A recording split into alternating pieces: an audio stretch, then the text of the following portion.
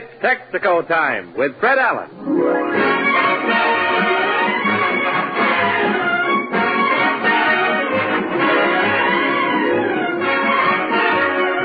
Texaco dealers from coast to coast present the Texaco Star Theater, starring Fred Allen, with Fred's guest, the popular cinema chap Reginald Gardiner, Portland Hoffa, Falstaff Openshaw, the Texaco Workshop Players, Hilo Jack and the Dame, and Al Goodman and his orchestra.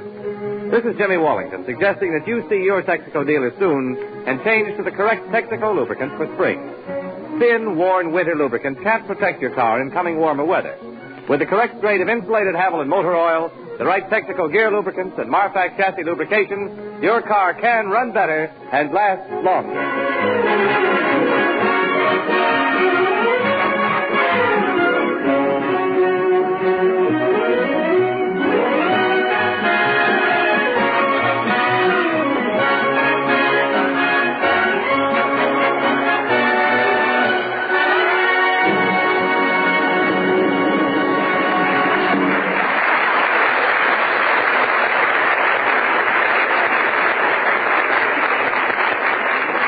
This is Easter Sunday, ladies and gentlemen, the day the little bunny leaves his colored eggs at your door.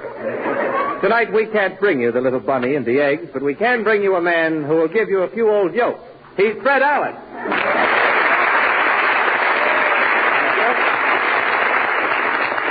Thank you, and I just bit my tongue, Jimmy. The first piece of tender meat I've had for 2 months. Well, thank you, and good. I owe myself 7 points now. Thank you, and good evening, ladies and gentlemen. And Jimmy, I know you had a big day today. I saw you this afternoon in the Easter parade. Oh, yes. Did you like my outfit, my silk hat? Oh, Jimmy, your head looked as though it was hanging out of a ship's funnel there. And those tan shoes you had on were snappy, too. Your feet looked like 2 omelets with buttons on them as you... But how about that Easter lily I was carrying? The Easter lily, Jimmy? Yeah. You had the pot for it, James. Say, Fred, did you hear the people cheer as I went by? Oh, Jimmy, when your shirt front lit up and said, "Follow me to a Texaco dealer," I was proud of you. Oh, that was some parade today. It was a little chilly marching. Well, I know. It was so cold, some of the girls were mixing sterno in with their liquid stockings to keep their legs warm. It's a new sprinkle they have with... It was really a lot... Mr. Allen! Well, Portland,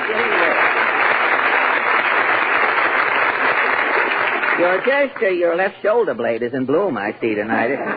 You're just in time, Portland. Jimmy and I were talking about the Easter parade. Oh, Mama and I were in the parade. Oh, were you really? Uh-huh. Mama had a new hat. It's an off-the-face model. Oh. Well, some of those off-the-face hats should be worn off the head from the look of it. I saw a woman with a hat today. It looked like a pot roast relaxing on a pen wiper. And the other woman with her had one of those little fur hats, you know, it looks like a blowout patch from a raccoon coat. Well, the woman had this little fur hat on. She looked as though a muskrat was backing out of her hair. It was quite a thing. Mama bought me a new hat. Really? It's a bread crust. A crust of bread is a hat? Mm-hmm. I go out wearing the bread crust. Uh-huh. In 2 minutes, my hair is full of sparrows. Oh, sparrows, huh? It's a pretty effect. I'll take your word for it. You know, you could go out with nothing on your head, and in 2 minutes you'd be wearing woodpeckers.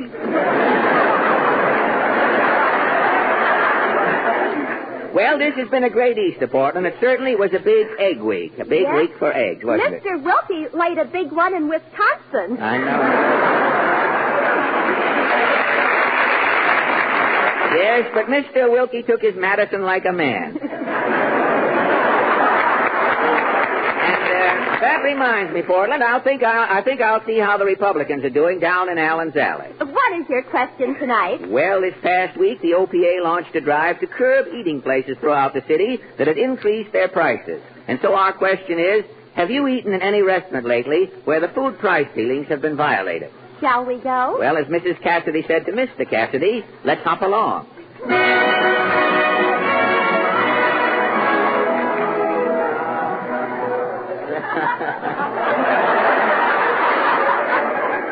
What a fat handle our mop has. Well, Portland, here we are back in Allen's Alley. I wonder if Senator Bloat is in. Yes? Senator Blow? Yes, but you'll have to hurry. I'm working on a presidential campaign slogan for Governor Dewey. But no one knows if Mr. Dewey is going to run. That's my slogan. What? Dewey or don't he? Very good, Senator. Tell me, are you doing anything about restaurants violating food ceilings? Yes, all food should be conserved. Conserved? How do you mean, Senator? If my bill, the bloat bill, goes through, all eating places will be closed except Chinese restaurants. Chinese restaurants? Well, what will people get to eat? Dehydrated egg foo young. What is dehydrated egg foo young? There is no egg in it. No. There is no young in it. No. It's all food. I think so.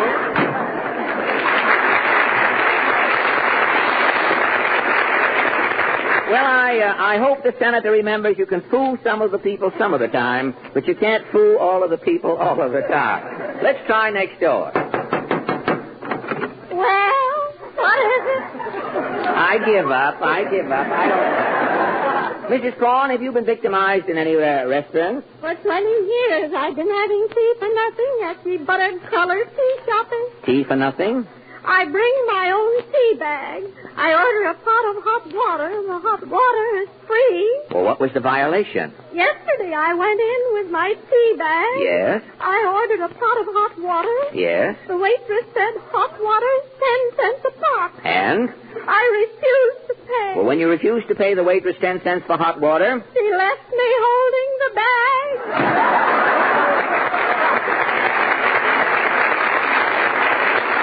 Mrs. Prawn should report that to the OPA, the Orange Pico Association.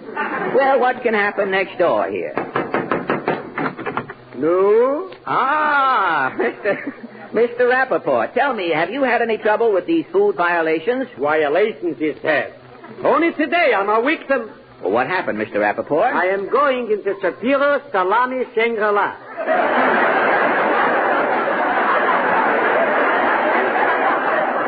Shapiro Salami Shangri-La? It's a delicatessen. Oh, I see. I'm ordering a jumbo tongue sandwich. It should be with pumpernickel. I see. The waiter is bringing the jumbo tongue sandwich, and on the check is marking 20 cents. You suspected something? I am lifting up the pumpernickel. Yeah? I am looking on the tongue. Uh-huh. I am saying, for this, Shapiro is charging 20 cents. Yes? The tongue is saying, confidentially, I am formally only 15 cents with butter. The tongue was a stool pigeon, hey? Well, what did you do? I'm calling back the waiter. You bawled the waiter out? I am ordering a bottle of seltzer water. You let them overcharge you for the tongue and you didn't say anything? No. First, I am drinking the seltzer water. And after you drank the seltzer water? Did they hear from me?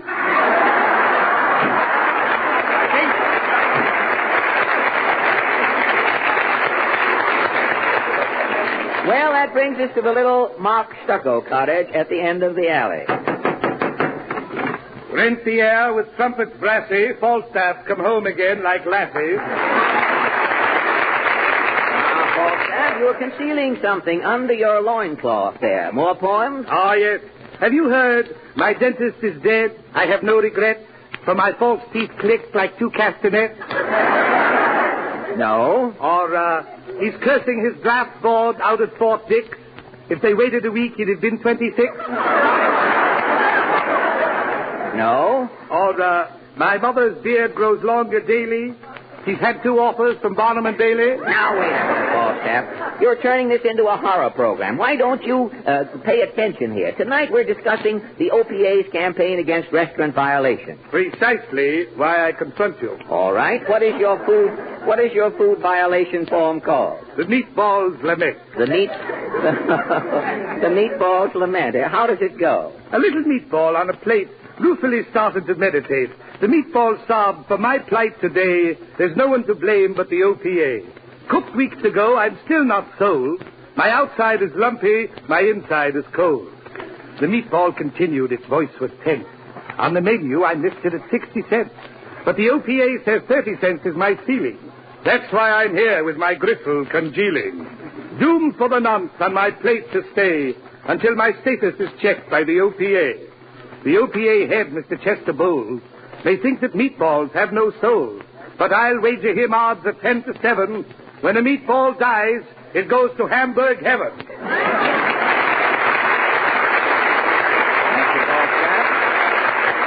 Falstaff, the meatballs champion, proves that he knows his onions, and at the mention of onions, Maestro Goodman brushes a furtive tear from his eye so that he may see High-Low Jack and the Dame approaching. Tonight the kids sing, Wish I May, Wish I Might.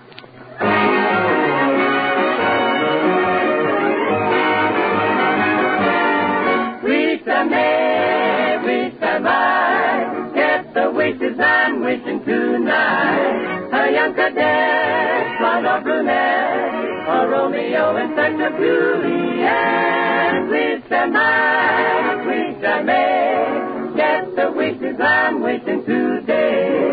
A lot of poise, a lot of noise, and an awful lot of boys. She wants a day to stay out late. A brother rat who leave me flat for great warmth and more. Gets from New York. A raft of pastor will be round me, and the blast will help me, and they will cheer for the balance of all of the year. So hold me close and hug me tight, for that's the wish I wish I may. Wish you send a dozen roses, wish I had the proper clothes, I could knock their little lives out if I could get the wish I wish tonight. I wish I may. Wish I had an old jalop job. I wish I might. Just a little open top job. I wish I may. I could take my dragon driving, and I would get the wish I wish tonight. Here's a yeah, here's a cheer for the balance of all of the year. So hold me close and hug me tight, 'cause that's the wish I wish I may.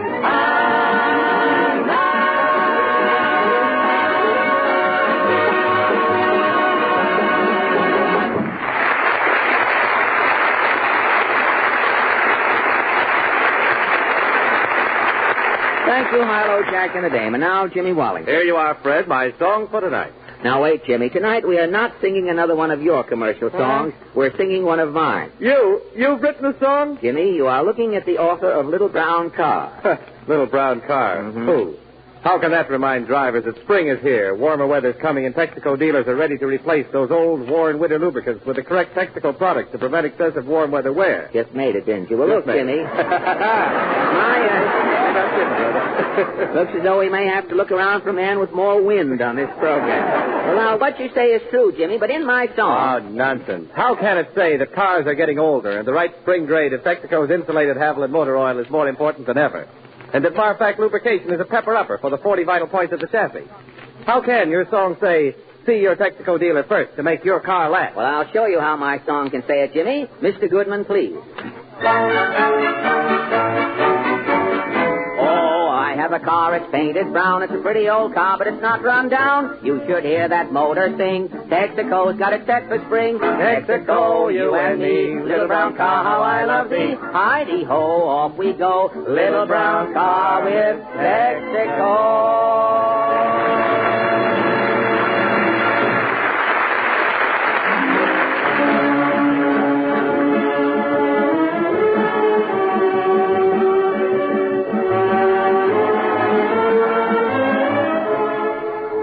That was not very mucho, a Besame mucho, played by Al... Wait, Mr. Goodman wants to laugh. Now, everybody quiet while Mr. Goodman laughs. All right. Played by Al Goodman and his serenading son-in-laws, or sons-in-law.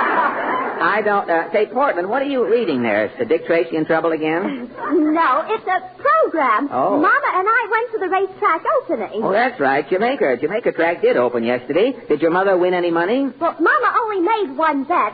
She lost. Oh, her horse was slow, eh? Mama said he ran like a Crosby horse with Sinatra riding him.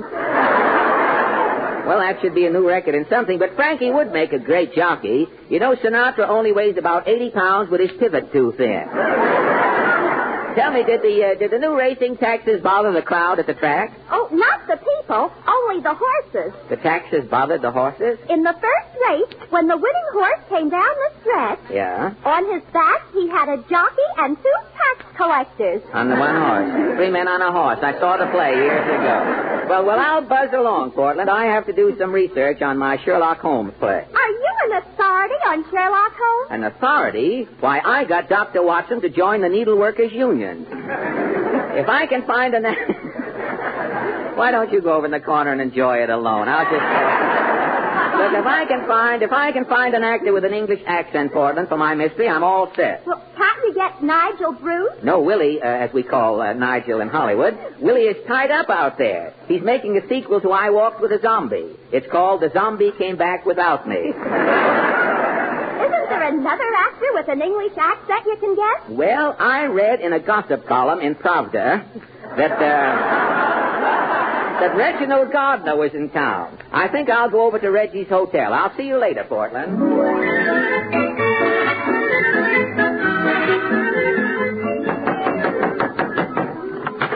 Yes? Well, Reginald Gardiner.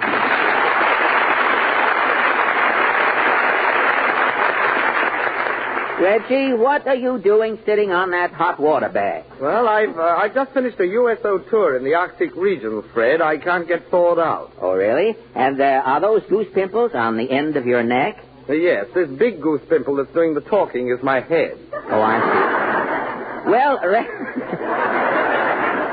Reggie, while you're getting defrosted now, if you're not doing anything the next few days... Well, I'm pretty busy, old man. I'm getting ready to play some more army camp. Oh, I see. I was just rehearsing my imitations as you came in. Oh, really? What do you imitate? Oh, different things. Have you heard this one? Hi there! Hi there!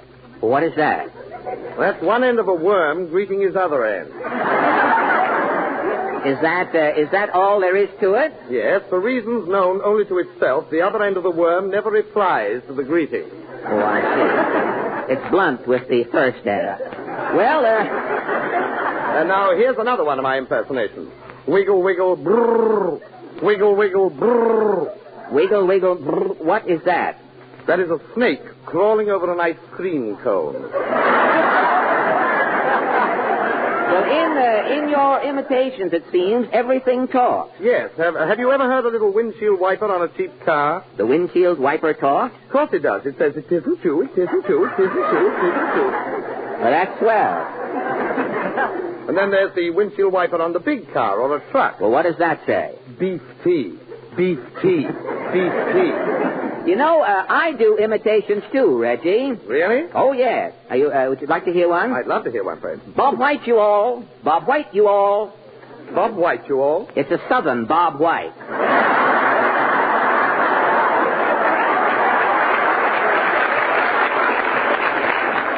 But, Reggie, I didn't come over here to ban the impersonations. I want you to appear in a new mystery play I've written. Oh, no, but I'm no dramatic actor, Fred. I'm a comedian. Well, you can play this part. No, I'd probably get a lot of laughs and crumb it up. Did you say crumb, Reggie?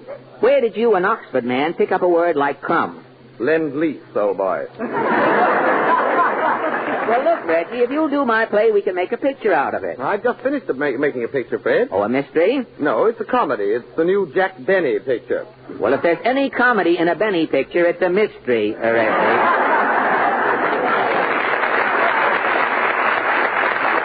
Oh, no, really, Jack's swell in this picture, Fred. It's called The Horn Blows at Midnight. Look, they have to blow a horn in all of the Benny pictures to keep the audience awake. They have a man named Hornblow there who just works on Benny pictures.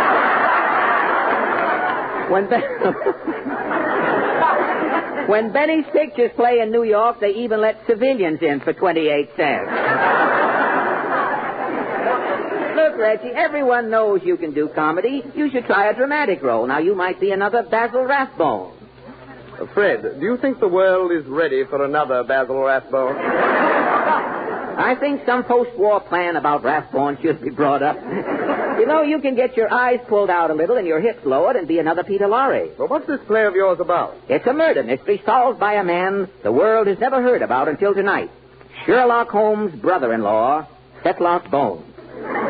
This case is called The Pekingese of the Baskerville. As the play starts, we hear a crescendo of dramatic music.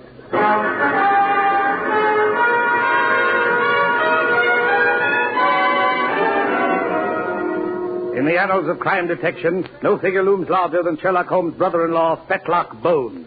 As our story opens, it is a foggy night in London. Fetlock and his friend, Dr. Potson, are at home in their little flat on Baker Street.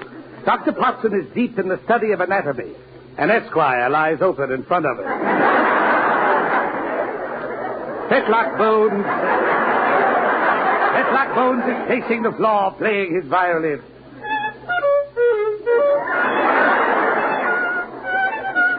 I say, Bones. Yes, Potson? That tune you're playing, what is it? It's a new American tune called Mares He Dotes and Does Do Likewise, and little lambsies are up to something. Sport, I see the telephone. I shall take it, Potson. Are you there? Are you there? Yes, are you there? No, I'm here. Well, you must be there. I'm here. Can you come here? Where is here? Not far from there. Well, I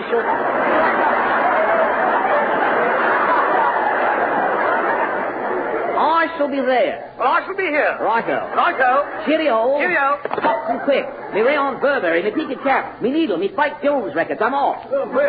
There's been dirty doing. I'm off to Baskerville Mansion.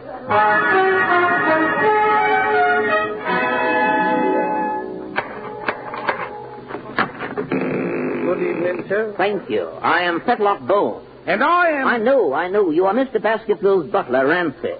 You were born near Surrey with the fringe on top.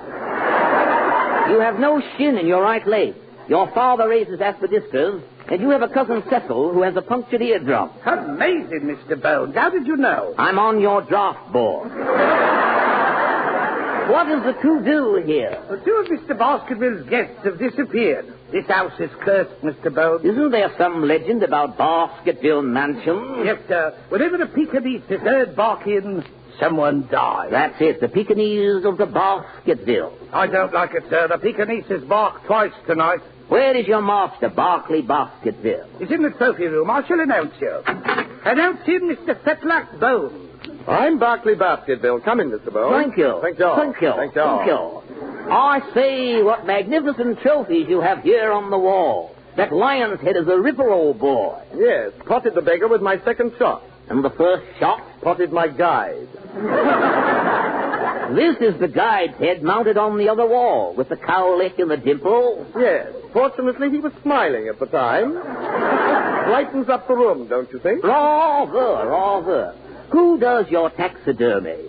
Moxton, the bird stuffer on Fleet Street.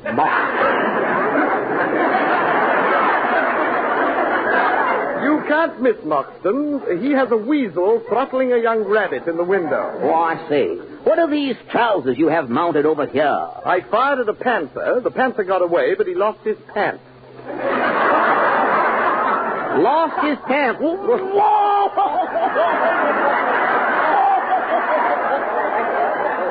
Lost his pants. That's a rouser, Baskerville. It is a bit of the old rowdy dow, what? Right you are. But let's get down to business. I hear you've had unpleasantness here tonight. Unpleasantness? A bit of it, yes. Two house guests done in. A bit of the old Erie or Delaware Lackawanna or something. Oh, that? Oh, well, there's nothing you can do about that, old boy. You know the curse of Baskerville Mansion. You mean the Pekingese of the Baskerville? It's been going on for centuries. Whenever the Pekingese barks, someone dies. I understand the Pekingese has had a go at the acoustics tonight, old boy. Why so, man? My party is going to the dog. Party is going to the dog?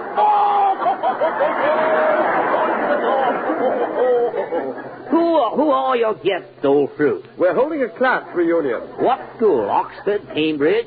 No, Chiswick on the Upper. Oh, Chiswick, Tupole Academy. Thank you. Thank you. Where are you holding the reunion? In the turmoil room. Through this door. I believe my mates are singing.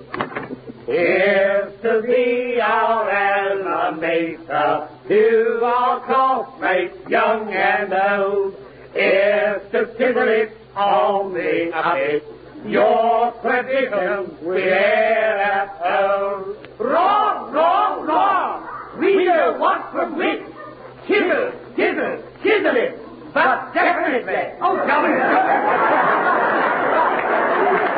Hey, Classmates of Chiselich on the uppage. May I present Fetlock Bones? Bones, this is Pippi Hollister. Do. You do. Marmaduke Smith Smythe. You do. You do. Pennington Fumfit. You do. You do. And H.H. Bubble, recently returned from America. How do you do, sir? I beg your pardon. I said, how do you do? Terribly sorry, you're jogging. I can't understand you. How do you do? What is this blighter trying to say? He means do. Oh, you do.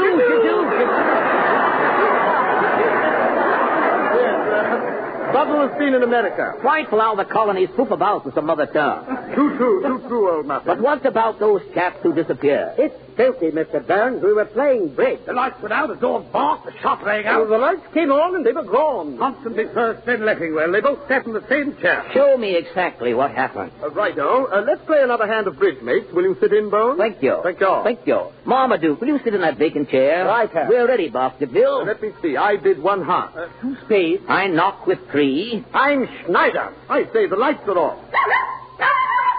The Pekingese of the basket. Light! Oh, they're on again. I say, Marmaduke's gone. That blasted dog barked again. The Pekingese of the Basketville. Oh, Bones, do something. 3 Chiselich men have been done away with today. Yes, and each sat in the same chair. I shall take the fingerprint. Nobody touched the chair, Bones. They just sat in it. Sorry, I'm not equipped for prints that large, old boy. There's only one thing to do. We shall reenact the crime. You, Buddle, sit in that chair. Not that chair. It's for Chiselich, Buddle. For Chiselich. Righto, Bones. And now, Basketville, we'll play another hand of bridge. Who's bid? The lights, they're off again. The Pekingese of the Basketville. Let go of my hand. Who's holding my Not hand? so fast, matey. The light, Buddle. Quickly, the light. They're on, Bones. The mystery is solved, Buddle. Here sits the murderer. The cove who has done in your 3 Chiselich classmates. Barkley Basketville. Righto. This is preposterous, Bones. You can't prove anything. Oh, no? Then how do you account for this revolver strapped under the bridge table? Purely a coincidence. And this push button under the table. When you push it, see? A trap door. Sweeney Todd fashion under the chair gives way. Just a place for old razor blades. But, Bones, how do you explain the Pekingese barking? The dog is concealed in the basement. This other button sends a spark down and gives the Pekingese a hot paw. I suggest you confess, Baskerville. Yes, Bones, you've got me with my confession down. You murdered your Chiselich classmate. I had to with the foul blighters. Foul blighters, Barkley. The purpose of our class reunion is to present you with a purse of £1 million sterling. I knew, Buttle. That's why I had to murder the entire class. You had to kill them because they were going to give you all this money? The gift tax on £1 million today is £1.5 million. I see. If you had accepted the gift... I would have been ruined. The class would have wiped me out. So instead... I wiped out the class.